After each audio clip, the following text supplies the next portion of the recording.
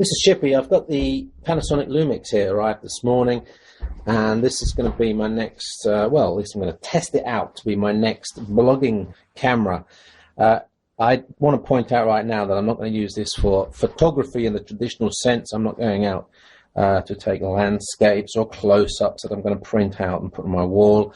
This is not for high definition photography, although if you look back to a couple of years ago, this is really actually close to what you could get in terms of quality from much more expensive equipment then. No, this is going to be a multimedia device for me for capturing videos, for capturing images, maybe even audio. It's got some very important features for the blogger, including a fold-out screen, external mic input, ability to take VGA or low bitrate videos that can be pushed up to YouTube very quickly. So let's unbox it anyway and take a look around the camera. So I haven't actually opened it yet, and it's been 5 years since I've had a new camera, so it's a bit of a learning exercise for me because it'll be the first time I've had a Panasonic. Here's a sun filter adapter there, just put that over there. Here's the obviously the lens cap with a little lanyard there. And let's get the actual camera out itself.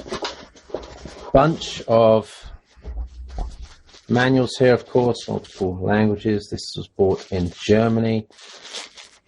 Software and the manual as well on CD. Put those over to the side. And one or two more bits in the bottom here. In fact, quite a lot. The camera cost me €479. It's just out, so this is really almost recommended retail price I paid for this. There's the USB micro adapter. There's the power adapter for the external charger. And I'm really pleased it's got an external charger in because I'll be able to buy a secondary battery and you can charge it separately while you're using the camera as well. Really good when you're away on conferences. You can have one charging and one being used at the same time. There's the battery, and the battery packs are in fact quite expensive. 6.5 watt hours. I mean, a spare one of these batteries costs something like €50. It's 6.5 watt hours. There's absolutely nothing in there. It's ridiculous the amount of money they're charging for these batteries. End of rant. So here's the device. Oh, one more bit here. Here's the shoulder strap to the side. So my previous camera was a Canon S2IS, one of the early bridge cameras from Canon in a silver. And immediately this looks way better than my old Canon. The old Canon looked very plasticky. This feels like better quality plastics. It is plastic, but it's black. It looks okay. In another video, I'm going to take you around the device in details, and maybe we'll talk about some special features here. But really the one feature that I'm really interested in is that, because it means you can use it to take videos of yourself or of for example, this would be a great scenario to use the display, the swivel display, so that you could actually do videos from in front of the camera as well. That's really useful. Other features I'm really interested in, if we just take this feature card off, in here, here, external microphone input is there, although it's supposed to have reasonable stereo mics on the top. Hot shoe as well, which is something I didn't have before, so at the very least it's a good place to attach a zoom mic or a lamp, or of course the flash as well. Another thing I want to point out, they've got and this is really handy, I'm going to be interested to see how this feels, is the zoom capability on the barrel as well.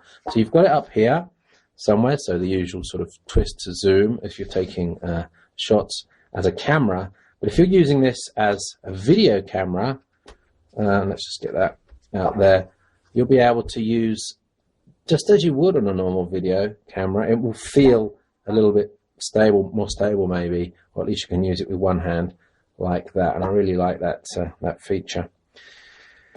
So things I'll be testing are sensitivity and low light. And one of the things that's important to bloggers to remember, for bloggers to remember, is that you generally don't need a very, very high resolution picture.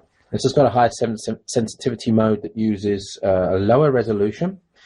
Push it up to, I think, 6400 ISO, but it cuts the image size down to 3 megapixels. Now that is perfect for online presentation of photos, because you do not need 12 megapixels. You are always cutting it down to something smaller, and 3 megapixel is going to be fine.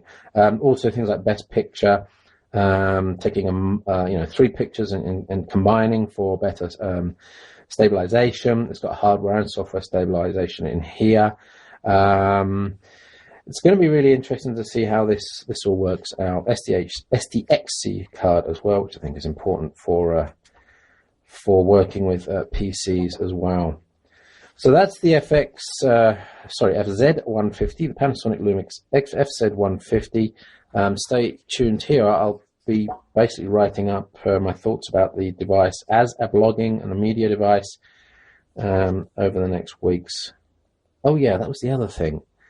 It actually allows you to do 24 times optical zoom, but it will use, because there's more resolution than needed for videos here, it will actually do things like pixel doubling, or the reverse of pixel doubling, to get you an even better effective zoom without degradation of picture. So that's interesting. Also, 25mm wide angle, which is useful for taking pictures of yourself with products at arm's length, which is pretty interesting.